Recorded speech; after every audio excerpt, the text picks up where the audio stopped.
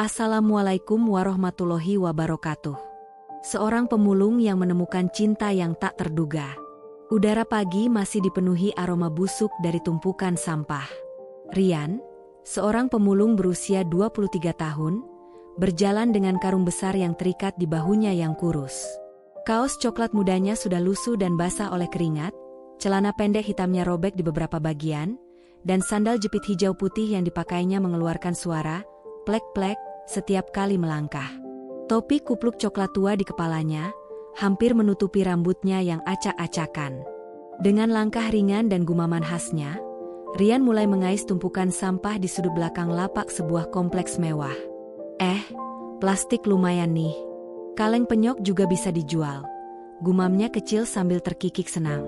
Tiba-tiba matanya menangkap sosok putih kecil di bawah tumpukan kardus bekas. Sekilas, ia mengira itu boneka. Rian mendekat dan jongkok. Boneka apaan nih? Montok amat badannya, pikirnya.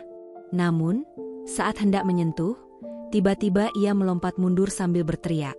Buset, itu bukan boneka. Sosok itu ternyata seorang wanita muda dengan rambut panjang hitam terurai, kulit putih yang kini kotor dan lebam, serta tubuh mungil yang mengenakan dress mini putih lusuh. Wanita itu tidak sadarkan diri, matanya terpejam, dan bibirnya sedikit terbuka. Rian menelan ludah. Astaga, cewek beneran ini. Waduh, gue harus gimana? Dengan tangan gemetar, ia mendekat dan mencoba mengguncang tubuh wanita itu pelan. Mbak, bangun dong, ini tempat sampah, bukan tempat tidur. Tak ada respons. Rian panik menoleh ke kiri dan kanan, tapi tidak ada seorang pun di sekitar. Ia menggaruk kepala bingung. Masa gue tinggalin? Tapi kalau gue bawa pulang, nanti dikira gue nyulik. Duh, gimana ini? Namun, hatinya tak tega. Ia menatap wajah wanita itu yang, meskipun kotor, tetap terlihat sangat cantik. Dengan desahan panjang, Rian berusaha mengangkat tubuh wanita itu ke dalam gerobak sampahnya. Hidup gue emang aneh. Tapi kali ini kayaknya aneh banget. Gumamnya sambil mulai mendorong gerobak pulang. Tanpa disadari, ada sepasang mata yang mengawasinya dari balik semak. Suara ayam berkokok dan derit atap seng yang tertiup angin menyambut pagi di gubuk reot milik Rian.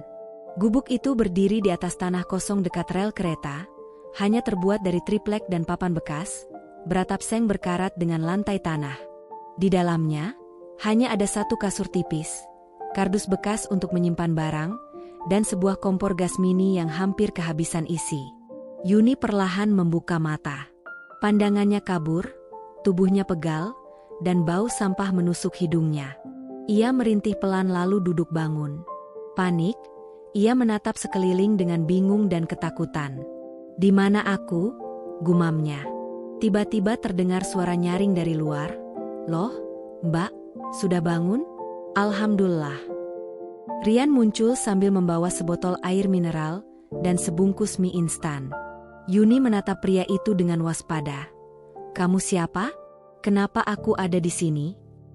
Rian tersentak, tapi buru-buru tersenyum ramah. Tenang, Mbak. Saya nggak macam-macam. Saya Rian, yang nemuin Mbak kemarin pingsan di tempat sampah. Yuni memandang pakaian lusuh dan kotor Rian, juga wajah polosnya yang penuh kelelahan. Maaf ya, Mbak, saya mandiin sedikit, tapi cuma sebisanya aja. Bajunya nggak saya buka kok. Janji, kata Rian sambil mengangkat kedua tangannya dengan ekspresi cemas.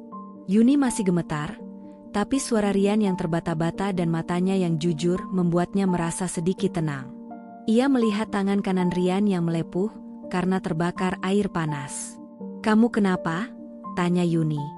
Oh, itu, saya numpahin air waktu masakin mie tadi. Nggak apa-apa kok. Jawab Rian sambil nyengir dan menyodorkan air minum. Duluin, Mbak. Nanti saya bikinin mie, lapar kan? Yuni memandang pria itu lama. Belum pernah ada orang yang begitu tulus memperhatikannya dalam hidupnya. Duduk bersila di atas kasur tipis. Masih mengenakan dress putih yang mulai mengering dan kotor, rambut hitam panjangnya tergerai acak-acakan, tapi di mata Rian ia tetap cantik. Ini mienya belum matang. Sabar ya, Mbak. kata Rian riang sambil terus mengaduk mie instan di panci kecilnya. Tangannya masih terbalut kain basah dari sobekan kaos bekas. Yuni menatap Rian, matanya membulat. Namaku Yuni, bukan Mbak. Oh iya, Yuni, jawab Rian gugup. Aku Rian, pemulung. Tinggal di sini sendirian. Gubuk ini kecil, tapi kalau Yuni mau tinggal sebentar, gak apa-apa kok. Yuni menunduk, matanya mulai berkaca-kaca. Aku gak ingat apa-apa, cuma ingat nama sendiri. Kenapa bisa ada di tempat sampah pun aku gak tahu. Rian terdiam, lalu duduk di lantai tanah menatap Yuni dengan serius. Gak apa-apa, yang penting sekarang Yuni selamat. Kalau ingatannya belum balik, istirahat aja dulu. Nanti juga pelan-pelan ingat. Tiba-tiba Yuni terseduh, air mata menetes di pipinya yang kotor. Jangan nangis dong, entar mienya jadi asin. Rian panik dan buru-buru menyodorkan tisu bekas yang masih layak pakai. Tapi Yuni malah menangis lebih keras. Rian akhirnya duduk di dekatnya, mencoba menenangkan dengan suara pelan.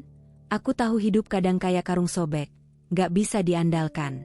Tapi kadang juga di dalam karung itu kita bisa nemu barang bagus. Kayak nemu kamu misalnya. Bukan maksudku kamu barang ya, maksudku, susah jelasin. Yuni tertawa kecil di sela isak tangisnya, wajahnya mulai mengendur. Kamu lucu, Rian. Rian nyengir lega, kalau kamu ketawa, aku senang. Mungkin itu alasan Tuhan kirim kamu ke sini. Yuni menatap Rian dengan pandangan berbeda. Di balik kekumuhan pria itu, ada ketulusan yang belum pernah ia rasakan. Untuk pertama kalinya sejak terbangun, Yuni merasa aman. Pagi itu, Rian bersiul riang sambil mendorong gerobak sampahnya melewati gang sempit. Karung besar di punggungnya hampir kosong. Sebagian isi sudah ia jual semalam untuk membeli makanan dan sedikit perlengkapan. Di dalam gubuk kecil, Yuni masih terlelap, meringkuk seperti anak kecil. Tapi kali ini, wajahnya lebih tenang, tak segelisah malam sebelumnya. Sepulangnya, Rian membawa sebuah kantong plastik kecil berisi roti, air mineral, dan sebuah dres bekas yang nyaris seperti baru. Yuni, bisiknya pelan, aku bawain sesuatu. Yuni membuka mata, menggeliat manja. Bawain apa? Dengan malu-malu, Rian menyodorkan dres itu. Tadi aku nemu di lapak barang bekas. Masih bagus, bersih juga. Aku pikir, Yuni mungkin mau ganti baju. Yuni menatap dres panjang bermotif bunga itu. Sederhana, tapi cantik. Senyumnya merekah. Rian, kamu manis banget. Sih? Rian menggaruk kepalanya yang tak gatal. Biasa aja, aku cuma pengen kamu nyaman. Tanpa diduga, Yuni berdiri dan memeluk Rian erat. Tubuhnya yang montok menempel ke tubuh kurus Rian. Dan saat itu juga, Rian merasa seperti meleleh. Sama-sama, ucapnya gugup. Yuni melepas pelukan, lalu berputar. Kamu jangan ngintip ya, aku mau ganti baju. Enggak, aku keluar dulu. Rian buru-buru kabur sambil menutup mata, wajahnya merah padam. Di luar, ia berdiri menahan senyum. Ya Allah, ini cewek manja banget. Tapi, lucu juga sih. Bahaya ini. Beberapa menit kemudian, Yuni keluar. Dres barunya menjuntai indah meski kakinya masih kotor dan telanjang. Penampilannya kini seperti gadis kota yang sedang piknik di kebun. Rian menatapnya tak berkedip. Kamu cantik banget, kayak bidadari nyasar. Yuni mencubit pipinya. Gombal. Namun di balik tawa mereka, ada pertanyaan besar yang menggantung. Siapa sebenarnya Yuni, dan mengapa ia tergeletak di tumpukan sampah waktu itu?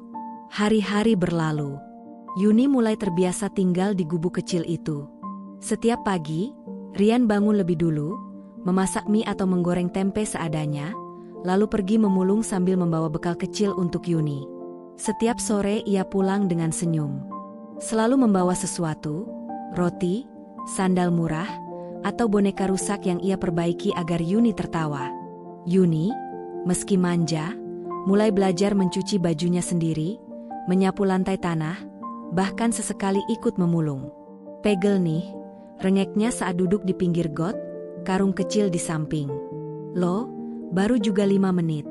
Canda Rian. Mereka tertawa. Yuni menyandarkan kepala ke bahu Rian. Tapi aku senang. Kamu gak pernah ninggalin aku sendirian. Rian tercekat. Bahunya kaku, tapi ia membiarkan kepala itu bersandar.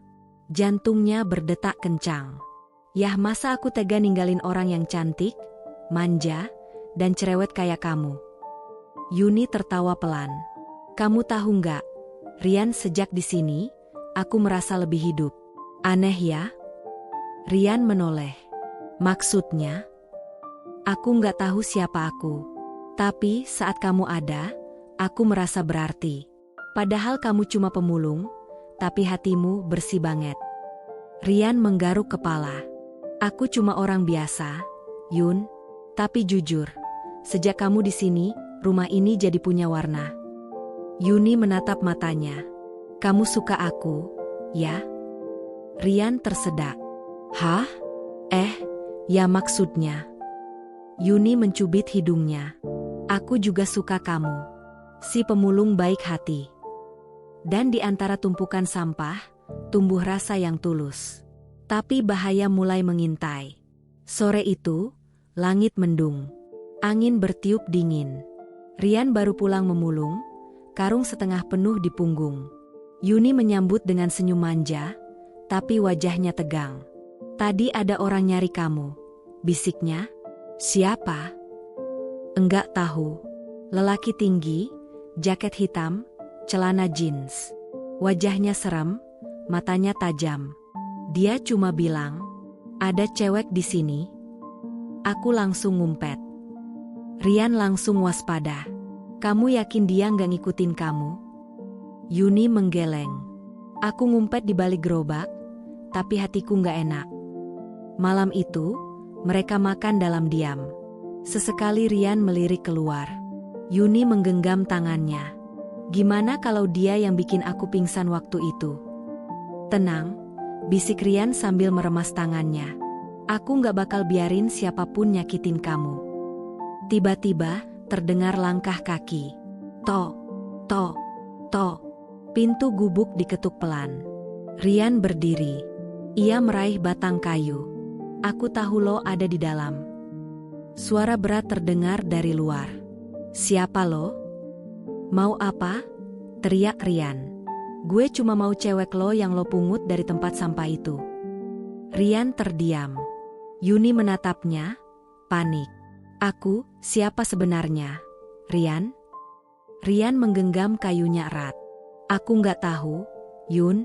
Tapi sekarang, kamu bukan sampah. Kamu manusia.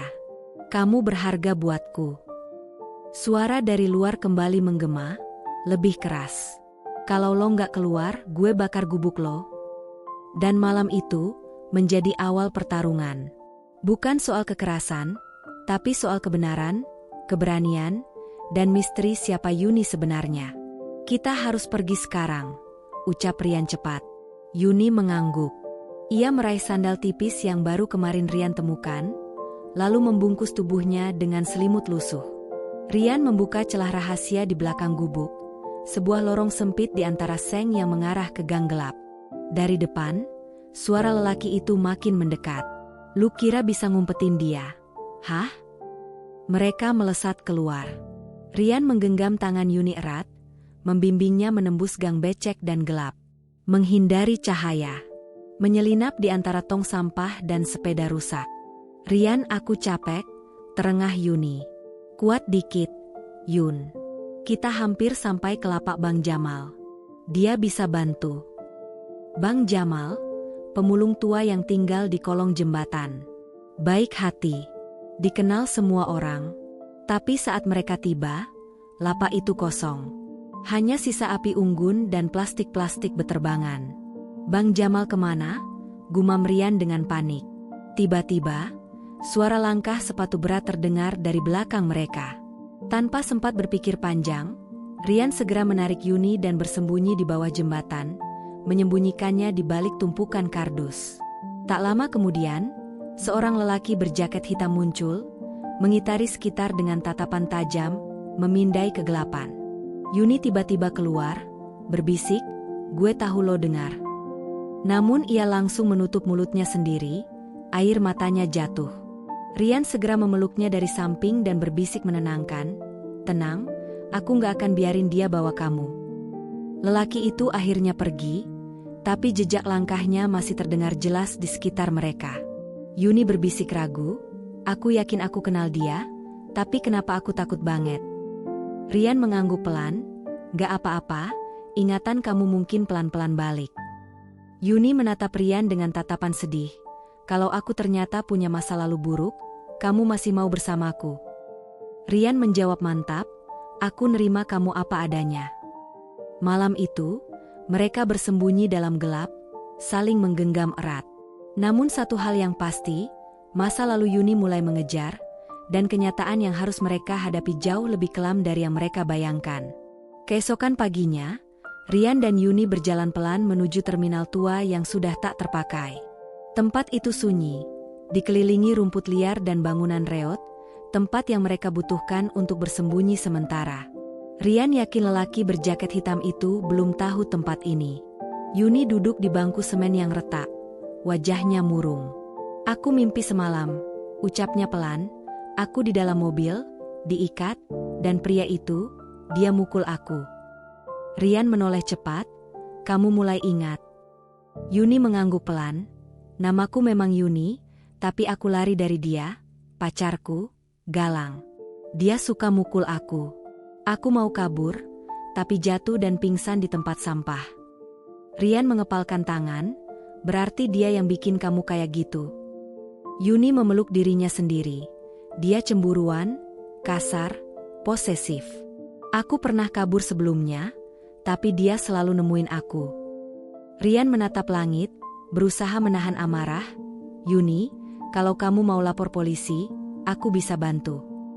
Tapi aku takut, dia punya kenalan." "Aku nggak tahu harus percaya siapa," jawab Yuni ragu. Rian duduk di sampingnya, "Percaya aku. Kita nggak perlu jadi orang kaya buat bisa nolongin orang lain. Aku cuma pemulung, tapi aku bakal jagain kamu." Yuni menangis, lalu memeluk Rian dalam keputusasaan. Dari kepedulian sederhana itu, cinta mereka tumbuh. Namun tak jauh dari sana, Galang berdiri di balik tiang terminal, matanya menyala penuh amarah, mendengar semua percakapan itu. "Mau kabur sampai kapanpun, Yuni, lu tetap punya gue," gumamnya pelan sambil menekan tombol ponsel. Rian dan Yuni belum tahu, waktu mereka tinggal sedikit. Galang sudah tahu tempat mereka, dan kali ini ia tak datang sendirian. Langit mendung saat Rian bangun dari tidur singkatnya di lantai terminal. Ia segera melirik ke sisi tempat Yuni tidur, tapi kosong. Panik langsung merayapi dadanya. "Yuni," panggilnya pelan, lalu semakin keras. "Yuni." Namun tak ada jawaban. Rian berlari ke sekeliling terminal, melewati bangku tua, masuk ruangan bekas loket. Semua kosong, sampai akhirnya matanya menangkap jejak kaki di tanah lembab yang menuju jalan besar. Dengan napas memburu, Rian mengejar. Namun belum jauh melangkah, suara berat menghentikannya. "Cari ini, hah?" Galang berdiri di depan mobil hitam, memegangi lengan Yuni yang menangis dan berusaha melepaskan diri. "Lepasin dia," teriak Rian maju dengan nekat. Galang menyeringai, "Anak jalanan kayak lu mau sok jagoan? Lu pikir dia sayang sama lu? Dia cuma numpang hidup lu, itu cuma tempat pelarian." Yuni berteriak, "Bohong, aku sayang Rian, dia yang nolongin aku waktu aku udah kayak sampah." Galang menampar Yuni keras, "Lo ikut gue atau gue bikin bocah ini mampus." Rian menerjang Galang, tapi dengan satu dorongan tubuh kurusnya mental ke aspal. Yuni berteriak lagi, "Meronta, jangan sakitin dia." Namun sebelum Galang sempat memukul, terdengar suara klakson panjang dan sirine. Dua polisi datang tergesa-gesa dari motor patroli. Seorang warga rupanya melaporkan keributan itu. Galang berusaha kabur, tapi polisi sigap menangkap dan memborgolnya. Setelah dibawa pergi, Yuni memeluk Rian erat. Aku takut banget kehilangan kamu. Rian membalas pelukan itu meski tubuhnya nyeri. Aku juga, tapi sekarang kamu aman.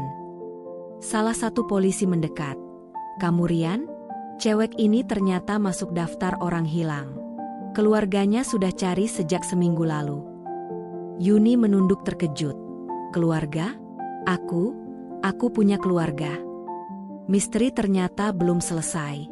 Yuni bukan hanya korban kekerasan, tapi juga anak dari keluarga berada yang sudah mencarinya dengan penuh harapan.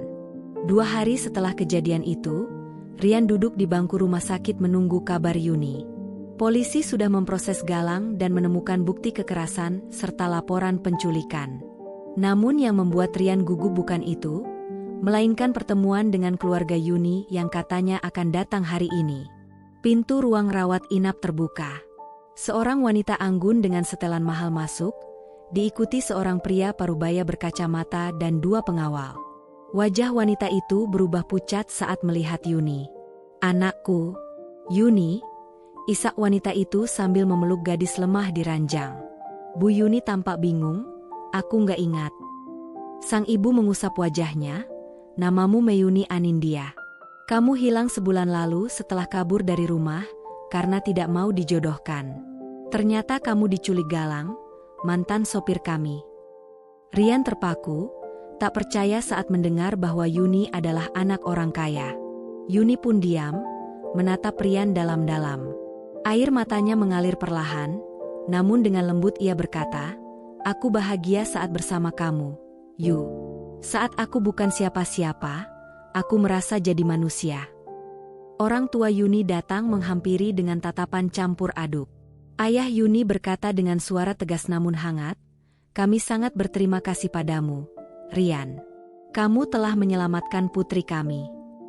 Namun sang ibu segera menimpali, tapi mulai sekarang, biarlah Yuni hidup seperti dirinya sendiri. Kami akan membawanya pulang. Yuni menatap Rian dengan mata penuh permohonan, aku tidak mau meninggalkan kamu. Rian menelan ludah, hatinya berat, Yun, kamu harus pulang. Itu rumahmu. Aku hanya orang jalanan. Namun Yuni menggenggam tangan Rian erat, aku akan kembali, tunggu aku, Yu. Mereka berpisah di lorong rumah sakit dengan tatapan pilu. Saat Rian berjalan pulang ke gubuknya yang sederhana, pundaknya menanggung karung kosong, tapi hatinya penuh dengan harapan. Beberapa minggu kemudian, sebuah mobil berhenti di depan lapak Rian.